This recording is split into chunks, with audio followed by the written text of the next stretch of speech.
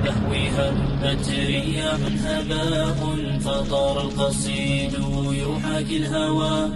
رياح السموم وكف الغيوم تنادي ألا من جلا من البهو هبت رياح هباء فطار القصيد يحاكي الهوى رياح السموم وكف الغيوم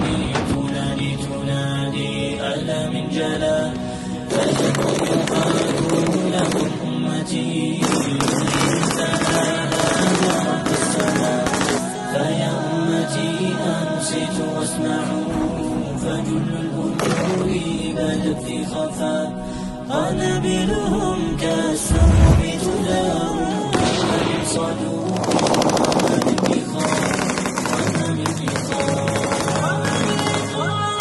ومن بني حصاد الرصاص أتى